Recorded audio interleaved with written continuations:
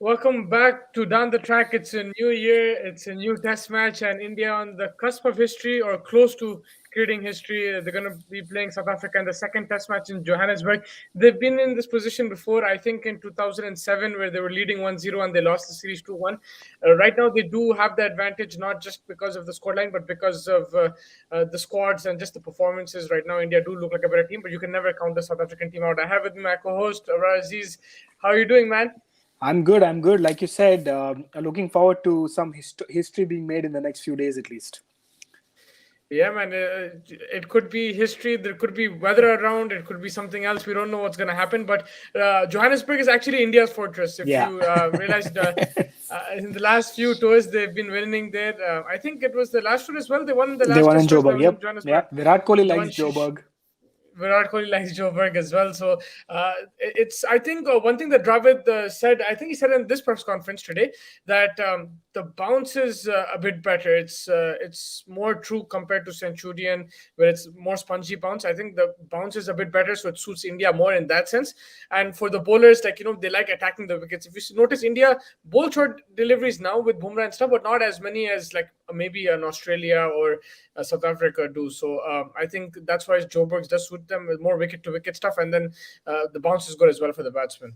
Absolutely. I think like that, like you said, because we've when you get true bounce, I think India does better, especially in overseas tours.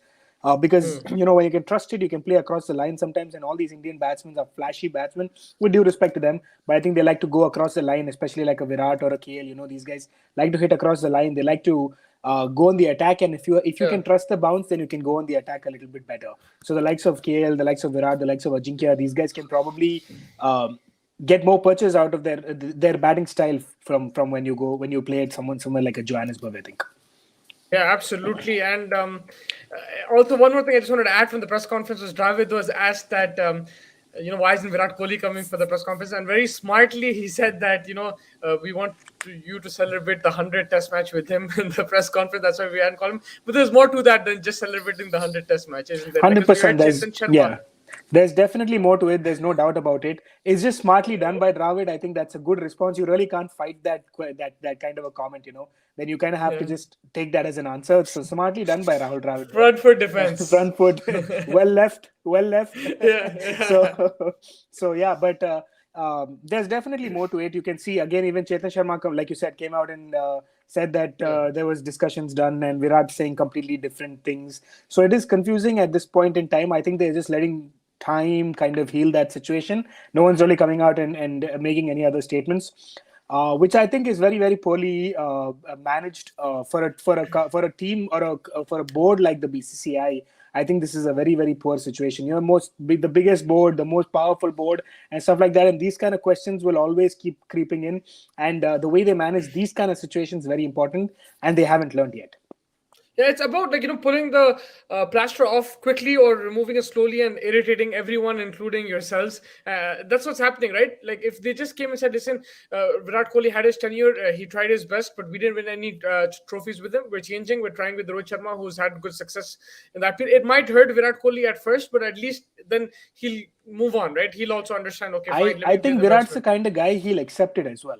I think he'll accept it. He Yeah, might no, not like even if it, it but he'll does hurt, accept it. yeah, even if it does hurt him, he will accept it. Yeah, Yeah. eventually, and you accept it. Like if I tell you, listen, you can't do this anymore, you can't watch Arsenal anymore, you're gonna go crazy. But like there's a way to do it. Like if you're saying something, sorry, I give a very bad example there, but you know what I I mean, was right? If thinking, I was like, what do yeah, you say? no, but like if you stepping down from somewhere, like if you're stepping down from if you're firing somebody, there's a way. You're not firing him, but you're just like it's not even a demotion. I don't know how to explain it, but it's just saying what it is. That's what I'm. It is what it is basically. Like saying, like taking that decision and really like sticking to it.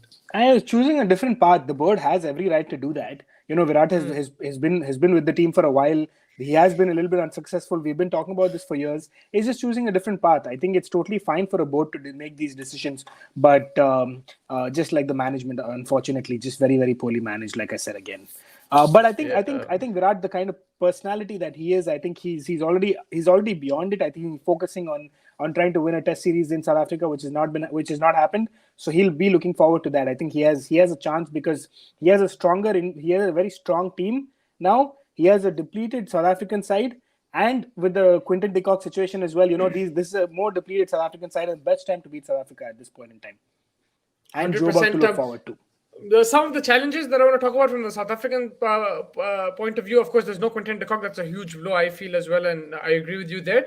But Dean Elgar in form, Bavuma in form. They're two senior batsmen. They're doing well. Is the bowling also that I'm looking at? Dwan Olivier, if he does play, he will be threatening, because in his last 3 domestic games as well, he's averaging around 11.25. He's picked up a bunch of wickets against Pakistan in that series a couple of years back, where he did last play for South Africa before the callback. He was outstanding there as well. So he's someone that could be a threat, along with Ngidi and Rabado, who are now finding their feet as well after a slow start to the test match. I think the bowling is not the problem. I think again the batting is a little bit of an issue. You said Elgar is in form, but I think Elgar needs to go on and score those big daddy hundreds, and he needs to be supported by some of the other players, because you need one big century and then you need a lot of support from around your team.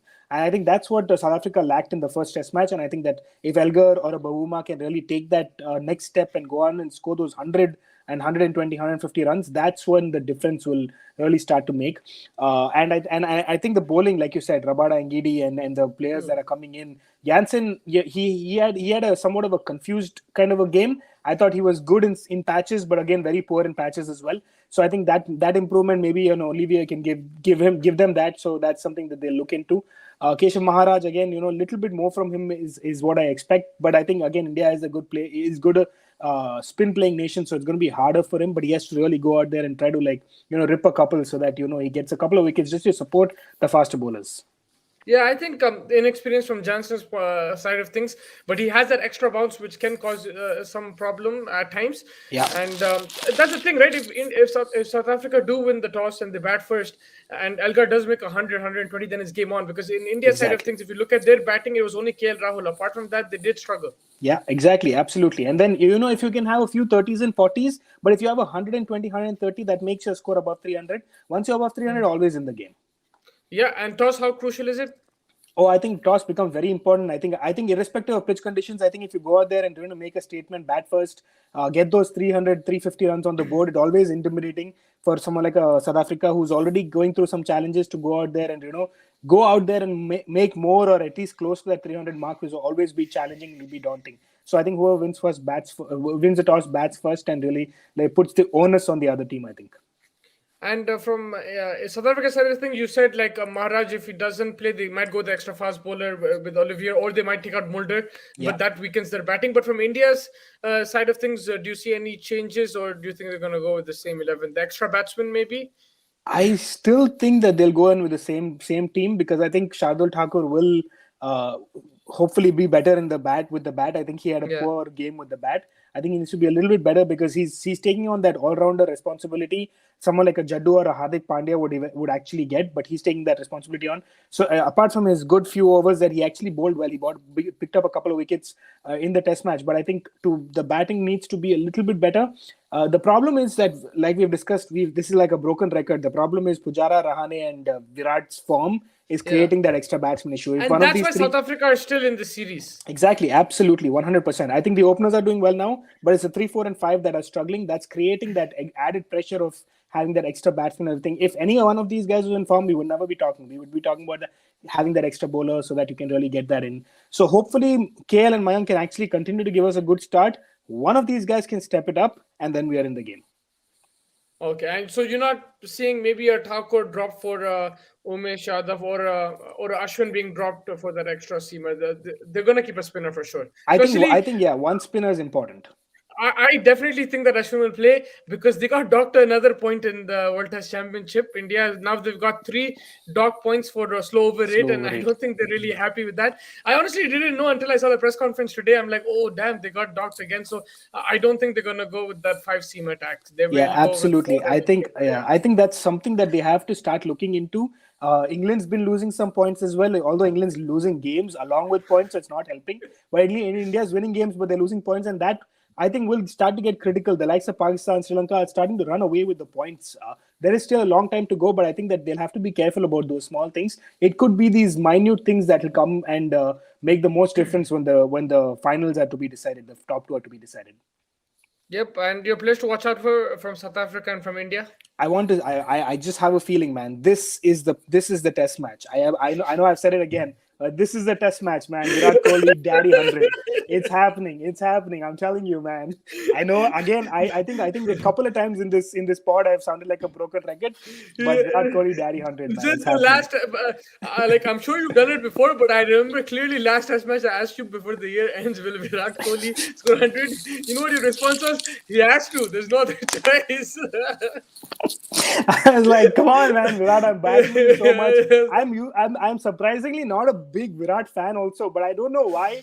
I just want him to go out there and have like this great test match because I want this all of this to go in the past and I want them to focus It's only on the more of a cricket. mental thing now. If you see that he's batting well, actually, so it's more of I think for a him and concentration Ajinkya, thing. I think both of them, it's more Yeah. mental than it is like their talent wise or anything. I mean, Yeah. there's no denying the They're talent. not Even really struggling. They're not really exactly, struggling they with the have bat. Yeah. beautiful shots in the 30s and 40s that they're Yeah. making, and We saw suddenly, Kohli struggle like early on, like in England a couple of times maybe yeah. against Anderson, but he hasn't really struggled in this series so far. Exactly, And and neither and has just some Rahane. sublime shots for both of them in the 30s and 40s that they're making, and suddenly something stupid. Virat's chopping outside off, which is not needed.